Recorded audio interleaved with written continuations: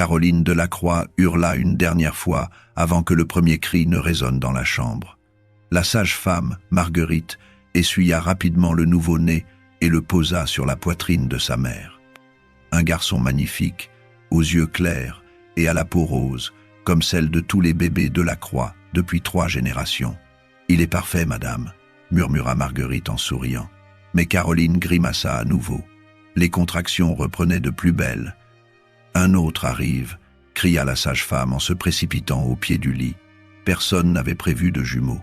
Le médecin de famille n'avait rien détecté lors de ses visites mensuelles. Dans la salle d'attente, Édouard Delacroix faisait les 100 pas, cigare aux lèvres, attendant qu'on lui annonce la naissance de son premier enfant.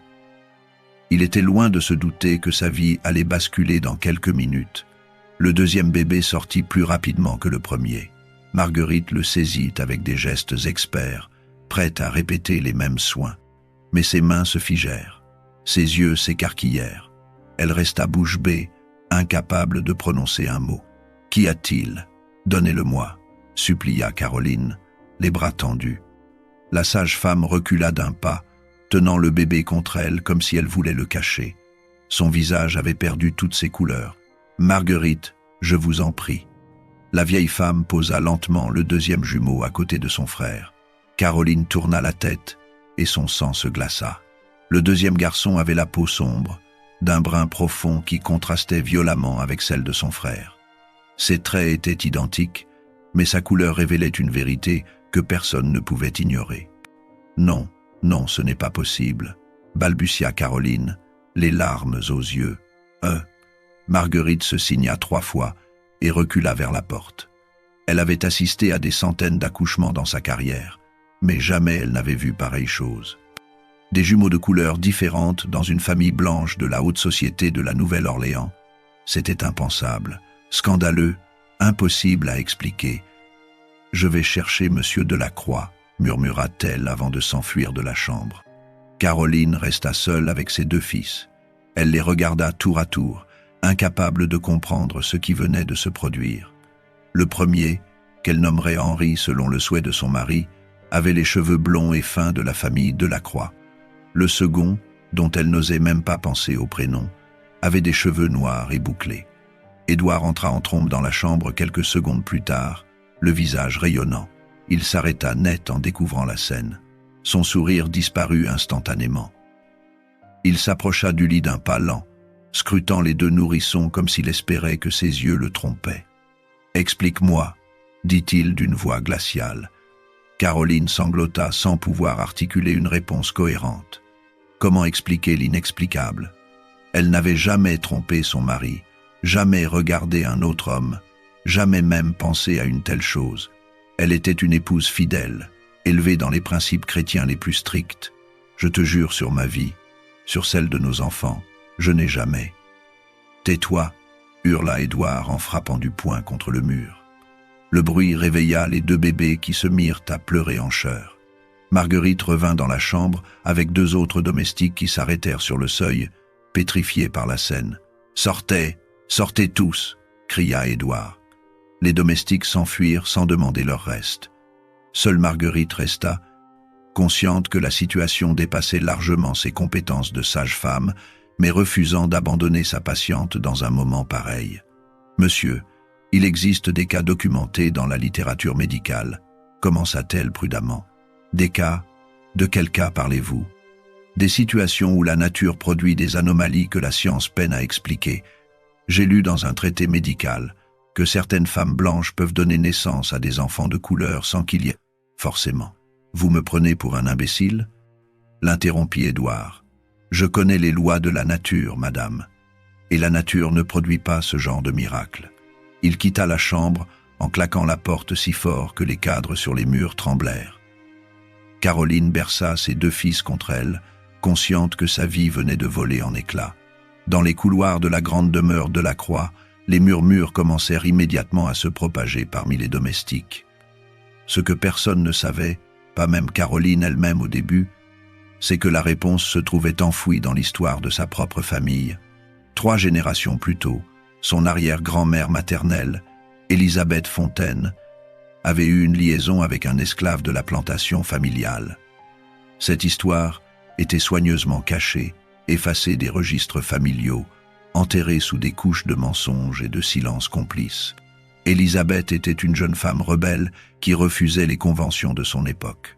Son mari, un planteur riche mais brutal, passait ses journées à boire et ses nuits à terroriser les esclaves.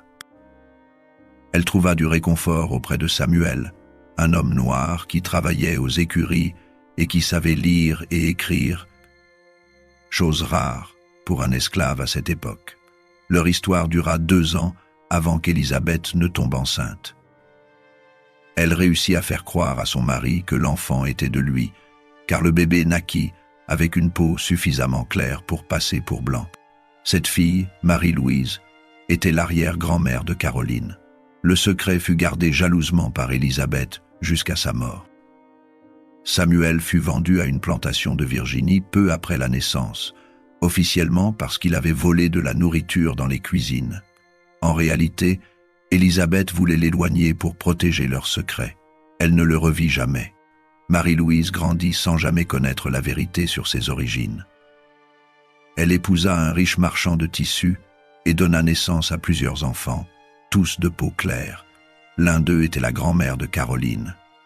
Les gènes de Samuel sommeillaient dans la lignée, invisibles mais présents, attendant le moment où ils se révéleraient. C'est ainsi que la génétique, cette science que personne ne comprenait vraiment en 1848, joua son tour cruel à Caroline. Elle portait en elle l'héritage d'une liaison interdite vieille de près de 100 ans. Mais comment expliquer cela à un mari furieux, à une société qui ne connaissait rien aux lois de l'hérédité? Dans la chambre, Caroline continuait de pleurer silencieusement. Elle ne savait rien de cette histoire familiale cachée. Sa mère ne lui en avait jamais parlé, probablement parce qu'elle-même l'ignorait. Les secrets de famille ont cette capacité terrible de resurgir au moment le plus inattendu, détruisant des vies innocentes au passage. Les jours suivants furent un cauchemar. Édouard refusa catégoriquement d'entrer dans la chambre de Caroline. Il dormait dans son bureau, buvant du whisky jusqu'à l'aube, essayant de comprendre comment sa réputation, si soigneusement construite, venait d'être anéantie en une seule nuit. Les Delacroix étaient une famille respectée de la Nouvelle-Orléans. Édouard siégeait au conseil municipal, possédait 3 entrepôts près du port et entretenait des relations étroites avec les familles les plus influentes de la ville. Son père avait bâti cet empire commercial en partant de rien, et Édouard comptait bien le transmettre à son fils. Mais quel fils? Le blanc ou le noir? Il convoqua le docteur Armand, le médecin de famille, en pleine nuit. Le vieil homme arriva avec sa sacoche, pensant qu'il s'agissait d'une urgence médicale. Édouard l'entraîna directement dans son bureau et ferma la porte à clé. « J'ai besoin de votre expertise », dit-il en lui servant un verre de whisky. « Je vous écoute, Édouard. Caroline a donné naissance à des jumeaux hier. Mais c'est merveilleux. Toutes mes félicitations. L'un est blanc, l'autre est noir. » Le docteur Armand faillit s'étouffer avec son whisky. Il reposa son verre avec des mains tremblantes et fixa Édouard d'un air incrédule. « Vous êtes certain? Allez voir par vous-même si vous ne me croyez pas. » Le médecin monta à l'étage et examina les 2 bébés sous le regard anxieux de Caroline. Il prit des mesures, écouta leur respiration, vérifia leurs réflexes. Les 2 garçons étaient en parfaite santé, identiques en tout point sauf pour leur couleur de peau. De retour dans le bureau, le docteur Armand s'effondra dans un fauteuil. Il avait étudié la médecine à Paris, lu les traités les plus récents, mais rien ne l'avait préparé à cela. Il existe quelques cas documentés dans la littérature scientifique, commença-t-il prudemment. Des situations où des traits hérités de générations antérieures peuvent réapparaître de manière inattendue. Vous voulez dire que Caroline aurait du sang noir? Je dis qu'il est possible qu'un de ses ancêtres ait eu des relations avec une personne de couleur, oui. Les caractéristiques physiques peuvent sauter plusieurs générations avant de se manifester à nouveau. Édouard se leva d'un bond, renversant son verre. C'est impossible. La famille de Caroline est l'une des plus anciennes de Louisiane. Son arbre généalogique remonte à la colonisation française. Il n'y a jamais eu la moindre. Édouard, la nature ne ment pas. Ces 2 enfants sont jumeaux, cela ne fait aucun doute. Ils partagent le même âge gestationnel, sont nés à quelques minutes d'intervalle. Ils sont vos fils à tous les deux. Le noir n'est pas mon fils. Le docteur Armand soupira profondément. Il connaissait Édouard depuis son enfance, l'avait vu grandir et devenir l'homme respecté qu'il était aujourd'hui. Mais il voyait aussi la colère et le déni dans ses yeux. Que comptez-vous faire? Édouard retourna à son bureau et sortit une liasse de papier d'un tiroir. Il les étala devant le médecin. Je vais faire enregistrer Henri comme mon fils légitime. L'autre sera déclaré mort-né. Édouard, vous ne pouvez pas faire ça. C'est votre enfant. Cet enfant n'existe pas. Il n'a jamais existé. Caroline comprendra que c'est la seule solution pour sauver notre famille. Le docteur Armand voulut protester, mais il comprit que rien ne ferait changer d'avis Édouard. L'homme était déterminé à effacer cette tâche sur son honneur, quoi qu'il en coûte. Et si Caroline refuse, elle n'a pas le choix. Si cette histoire sort, nous serons ruinés tous les deux. Elle sera traitée d'adultère, chassée de la société. Ses propres parents la renieront. L'enfant blanc perdra son héritage. Est-ce vraiment ce qu'elle veut? Caroline écouta la proposition de son mari avec horreur. Elle tenait ses deux fils contre elle, refusant de croire qu'Édouard puisse être sérieux. « Tu veux que j'abandonne mon enfant? Ce n'est pas ton enfant. C'est le fruit de ta trahison. Je ne t'ai jamais trahi. Je te le jure sur tout ce qui m'est sacré. Alors explique-moi comment c'est possible. » Caroline ne pouvait pas expliquer. Elle-même ne comprenait pas ce qui s'était passé. Tout ce qu'elle savait, c'est qu'elle aimait ses deux fils de la même façon, qu'ils étaient tous les deux sortis de son ventre, qu'ils étaient tous les deux innocents. « Je refuse », dit-elle fermement. Édouard s'approcha du lit, son visage à quelques centimètres du sien. « Réfléchis bien, Caroline. Si tu refuses, je te répudie publiquement. Je dirai à tout le monde que tu m'as trompé avec un esclave. Ta famille sera déshonorée. Tes parents perdront leur position sociale. Ton frère perdra son poste à la banque. Et Henri, ton fils blanc, sera considéré comme un bâtard. Il n'héritera de rien. Il grandira dans la honte et la pauvreté. Tu n'oserais pas. Essaie-moi. » Caroline comprit qu'il ne bluffait pas. Elle connaissait son mari, savait qu'il était capable de mettre ses menaces à exécution. La société de 1848 était impitoyable envers les femmes adultères. Elles seraient traînées dans la boue, humiliées publiquement, peut-être même enfermées dans un asile. « Que proposes-tu » murmura-t-elle, la voix brisée. « L'enfant noir sera confié à une famille d'esclaves affranchis qui vit à la périphérie de la ville. Ils l'élèveront comme leur propre fils. Je leur donnerai de l'argent chaque mois pour assurer son éducation. Tu pourras même le voir de temps en temps, discrètement. Tu veux que je le donne à des étrangers. C'est ça ou la rue pour vous tous. » Caroline sanglota pendant des heures, tenant ses deux bébés contre elle. Marguerite, qui avait tout entendu depuis le couloir, entra dans la chambre et s'assit à côté d'elle. « Madame, je sais que c'est terrible, mais peut-être que monsieur a raison. Si cette histoire devient publique, vous perdrez tout. Au moins, de cette façon, l'enfant aura une chance de grandir en sécurité. Comment peux-tu dire ça? C'est mon bébé. Je sais, madame. Mais réfléchissez à ce qui se passerait s'il restait ici. Les gens parleraient, poseraient des questions. L'enfant grandirait en sachant que son propre père le rejette, que la société le méprise. Est-ce vraiment une vie que vous voulez pour lui? » Caroline comprit que Marguerite avait raison, même si cela lui déchirait le cœur. Elle regarda ses deux fils endormis dans ses bras. Henri, le blond aux yeux bleus, qui aurait droit à tous les privilèges de la famille Delacroix. Et l'autre, celui qu'elle décida de nommer intérieurement Gabriel, qui serait arraché à ses bras et condamné à vivre loin d'elle. « D'accord, » murmura-t-elle finalement. « Mais je veux choisir la famille qui l'accueillera. Et je veux pouvoir le voir aussi souvent que possible. » Édouard accepta ces conditions. Il fit venir Josiah et Ruth, un couple d'esclaves qu'il avait affranchis 5 ans plus tôt en récompense de leurs années de service loyal. Ils vivaient dans une petite maison en bois à la sortie de la ville et gagnaient leur vie en faisant des travaux de couture et de menuiserie. Ruth n'avait jamais pu avoir d'enfant. Quand Édouard leur proposa d'adopter le bébé contre une somme d'argent mensuelle, elle pleura de joie. Josiah, plus méfiant, voulut connaître la vérité sur les origines de l'enfant. « Il est né dans notre famille, mais les circonstances font qu'il ne peut pas rester avec nous », expliqua Édouard sans donner plus de détails. « Et sa mère, elle accepte de le laisser partir. C'est une décision difficile mais nécessaire. Elle pourra venir le voir de temps en temps. » Josiah et Ruth acceptèrent. 3 jours après la naissance, Gabriel fut emmené dans sa nouvelle maison. Caroline le regarda partir, le cœur brisé en 1000 morceaux. Elle tint Henri contre elle, se promettant de ne jamais oublier son autre fils, de ne jamais cesser de l'aimer même de loin. Les années s'écoulèrent, et les 2 garçons grandirent dans des mondes complètement différents.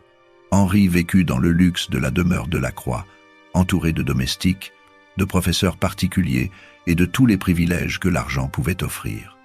Il portait des vêtements importés de Paris, mangeait dans de la vaisselle en argent et apprenait le latin, le grec et le français. Gabriel, lui, grandit dans la modeste maison de Josiah et Ruth. Il portait des vêtements raccommodés, mangeait ce que le potager familial produisait et apprenait à lire et écrire grâce aux leçons que Ruth lui donnait le soir. Mais il était aimé, choyé, protégé comme le fils que le couple n'avait jamais eu. Caroline tint sa promesse. 1 fois par mois, elle se rendait discrètement chez Josiah et Ruth, prétextant des courses en ville. Elle passait quelques heures avec Gabriel, le serrait dans ses bras, lui racontait des histoires, lui apportait des jouets qu'elle cachait au fond de son sac. Le petit garçon l'appelait « la dame gentille » et attendait ses visites avec impatience. Ruth lui avait expliqué que sa mère biologique n'avait pas pu le garder, mais l'aimait de tout son cœur. Gabriel accepta cette vérité sans poser trop de questions. Il était heureux avec Josiah et Ruth. C'était tout ce qui comptait pour lui. Henri, de son côté, ignorait tout de l'existence de son frère jumeau. Édouard et Caroline avaient décidé de ne jamais lui parler de ce secret. Il grandit en enfant unique, gâté mais aussi solitaire. Son père était dur avec lui, exigeant dans ses études, implacable dans ses attentes. Il voulait faire de son fils un homme respectable, un digne héritier de l'Empire de la Croix. Quand les 2 garçons eurent 7 ans, un événement changea tout. Henri tomba gravement malade. Une fièvre violente le cloua au lit pendant des semaines. Le docteur Armand essaya tous les traitements possibles, mais rien ne fonctionnait. L'enfant maigrissait à vue d'œil, délirait pendant des heures, semblait glisser doucement vers la mort. Caroline passa ses jours et ses nuits à son chevet, priant pour que Dieu lui laisse son fils. Édouard, terrifié à l'idée de perdre son héritier, fit venir les meilleurs médecins de tout le sud des États-Unis. Rien n'y fit. Un soir, alors que l'état d'Henri empirait, Caroline eut une idée désespérée. Elle se rendit chez Josiah et Ruth en pleine nuit et supplia de voir Gabriel. « J'ai besoin de lui », dit-elle, les larmes aux yeux. « Henri est en train de mourir, et je ne sais pas pourquoi, mais je sens que Gabriel pourrait l'aider. » Ruth la fit entrer et réveilla Gabriel, qui dormait profondément. Le petit garçon, encore ensommeillé, suivit Caroline jusqu'à la grande maison des Delacroix.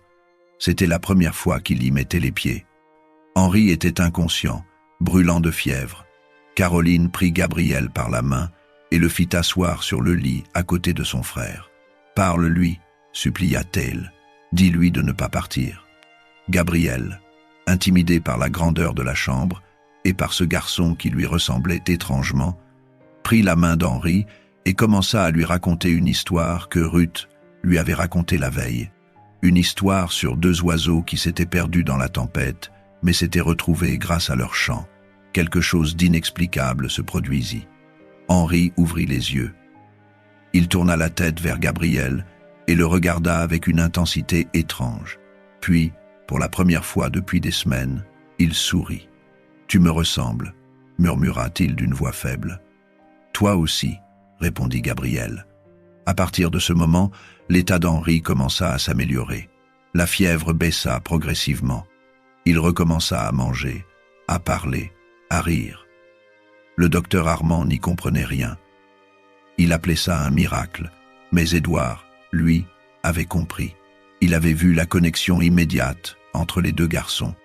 Il avait compris que séparer des jumeaux était contre nature, que les liens du sang étaient plus forts que tous les préjugés sociaux.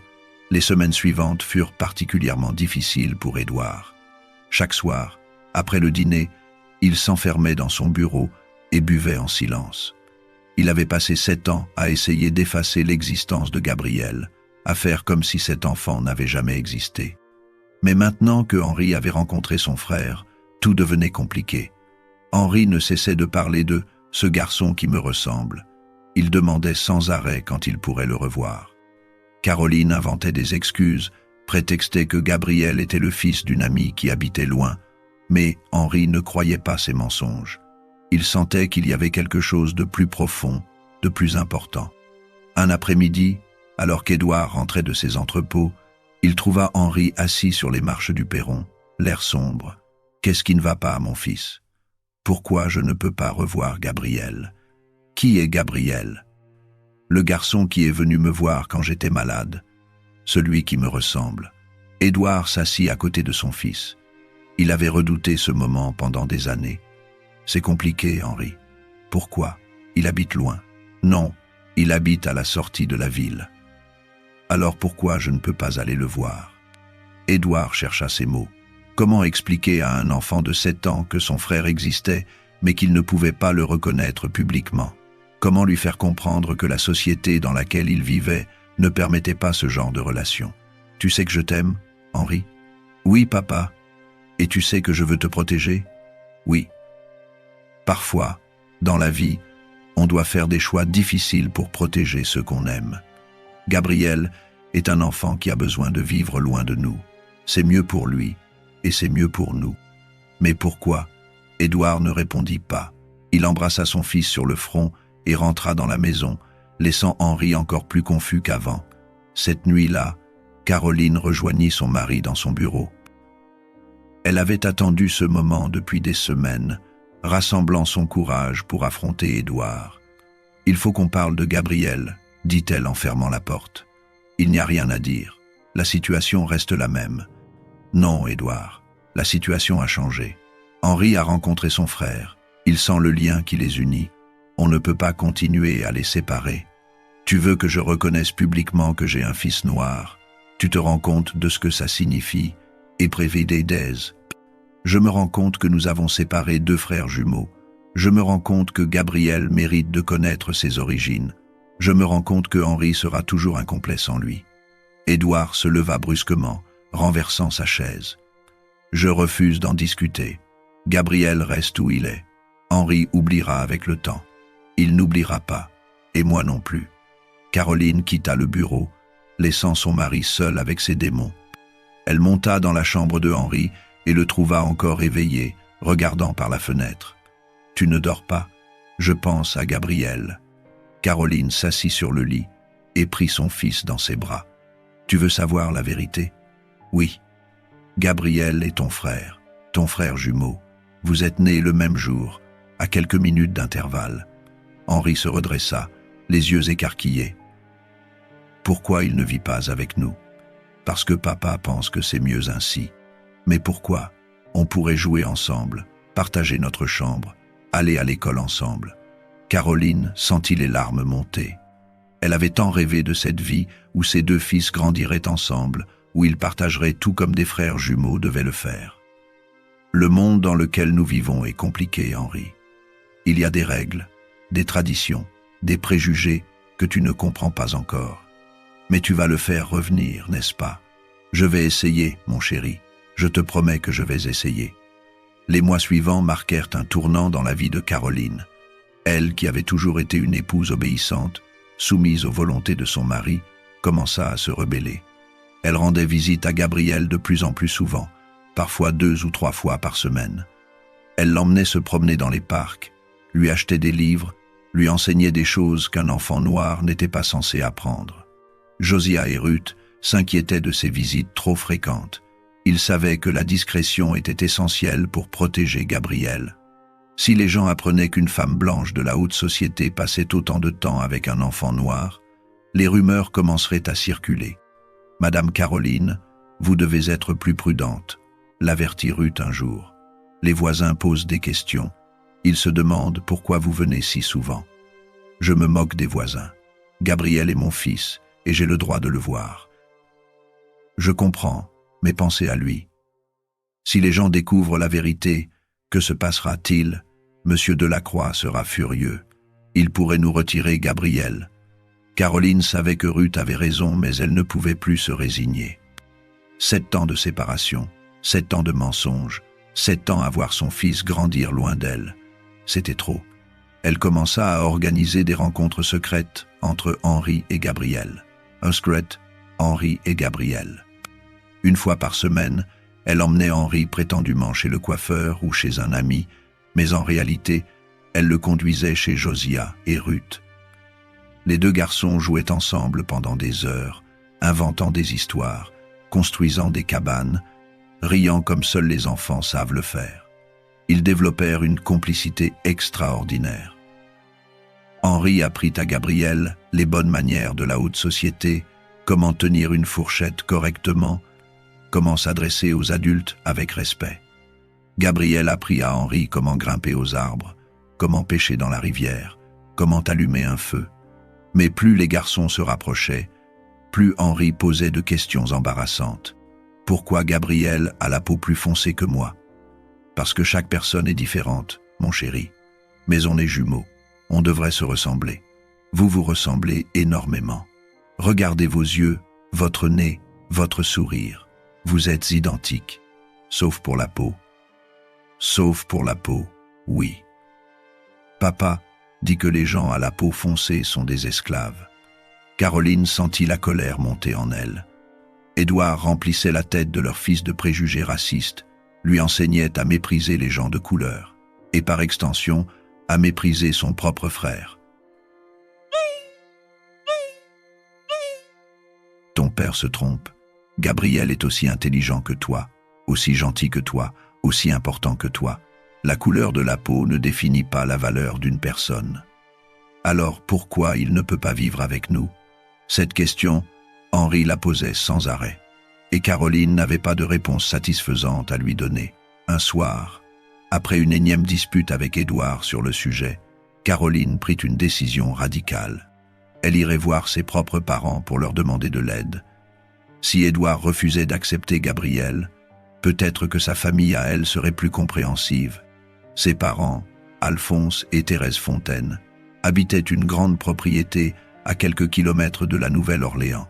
Caroline se rendit chez eux un dimanche après-midi, laissant Henri avec Marguerite. « Maman, papa, j'ai quelque chose d'important à vous dire », commença-t-elle une fois assise dans le salon. Ses parents échangèrent un regard inquiet. Depuis la naissance des jumeaux, ils n'avaient jamais osé poser de questions sur ce qui s'était réellement passé. Édouard leur avait simplement annoncé qu'un des enfants était mort-né et qu'il ne voulait plus jamais en parler. « Qu'y a-t-il, ma chérie ?» demanda Thérèse. « Le bébé que vous pensez mort-né ne l'est pas. Il vit avec une famille à la sortie de la ville. Édouard l'a fait enlever parce qu'il avait la peau foncée. » Le silence qui suivit fut assourdissant. Alphonse se leva brusquement, renversant sa tasse de thé. « Quoi? Comment est-ce possible ?» Caroline raconta toute l'histoire, depuis la naissance jusqu'aux visites secrètes, en passant par le chantage d'Édouard. Ses parents l'écoutèrent sans l'interrompre, oscillant entre l'incrédulité et l'horreur. « Je savais que quelque chose n'allait pas, » murmura Thérèse, « mais jamais je n'aurais imaginé. Maman, j'ai besoin de votre aide. Je ne peux plus vivre comme ça.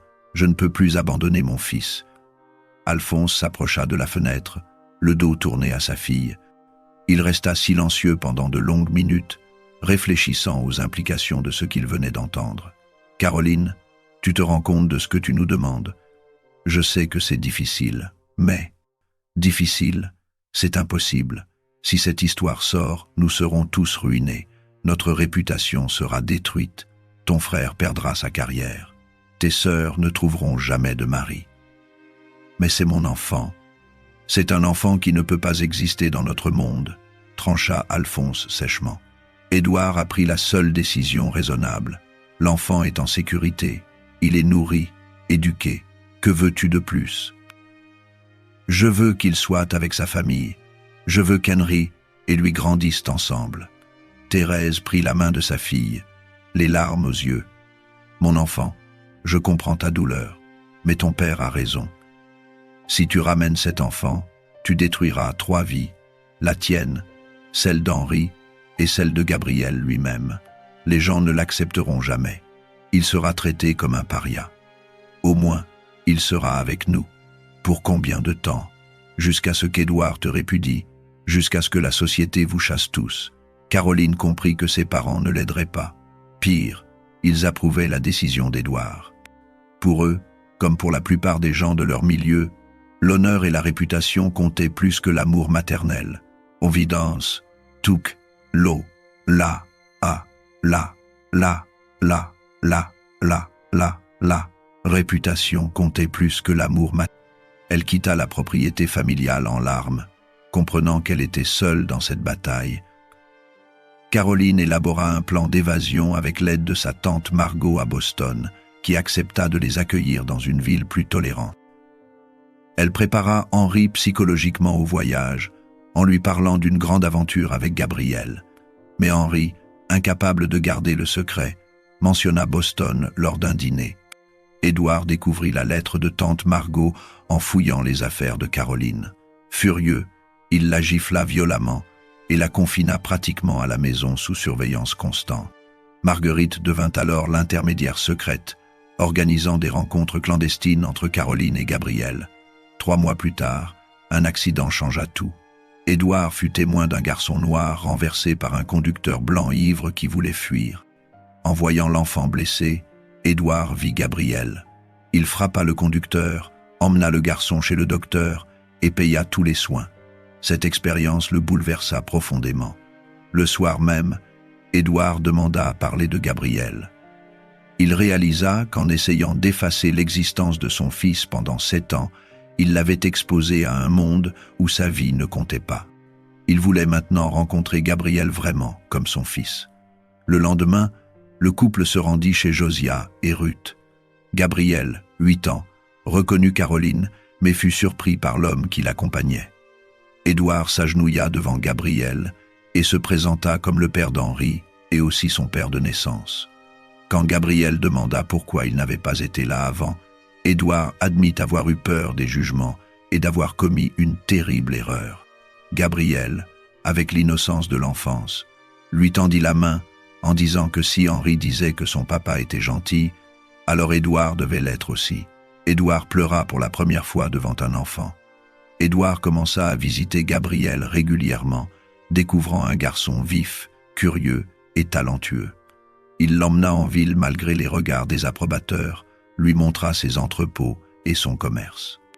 Mais la société n'était pas prête pour cette relation, les rumeurs circulèrent. Lors d'un dîner, quelqu'un questionna Édouard qui déclara ouvertement que Gabriel était son fils. Le choc fut immédiat.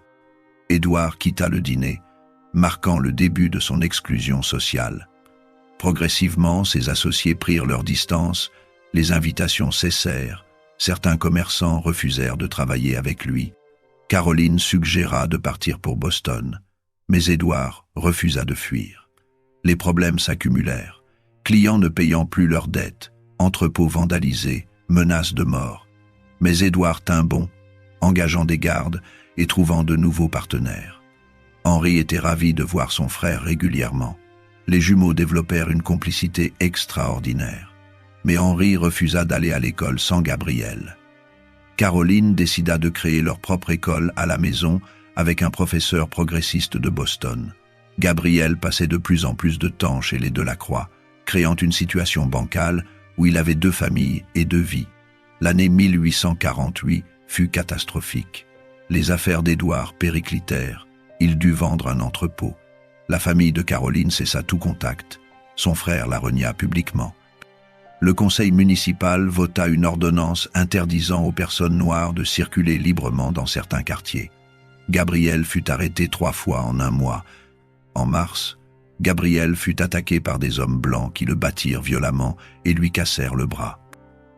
Caroline accourut et s'effondra, se sentant coupable.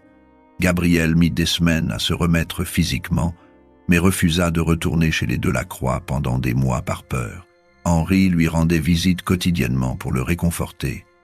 Édouard, rongé par la culpabilité, réalisa que sa reconnaissance de Gabrielle avait mis l'enfant en danger. Le couple décida finalement de partir et commença à organiser leur départ. Mais en juin, une épidémie de fièvre jaune frappa la Nouvelle-Orléans. Josiah tomba malade et mourut en quelques jours.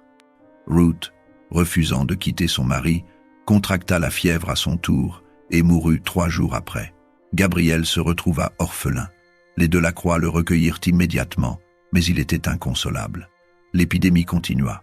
Henri tomba malade avec une forte fièvre. Gabriel refusa de quitter son chevet malgré les dangers. Henri, délirant, parlait de leur projet d'aller ensemble à Boston. Il suppliait son frère de ne pas le laisser, mais Henri mourut à l'aube, un samedi de juillet. Édouard et Caroline étaient anéantis après 8 ans de lutte. Gabriel resta prostré pendant des jours, ayant perdu Josiah, Ruth et maintenant Henri. Le docteur Armand craignit qu'il se laisse mourir de chagrin et conseilla de l'éloigner. Caroline prit la décision déchirante d'envoyer Gabriel vivre chez tante Margot à Boston pour un nouveau départ.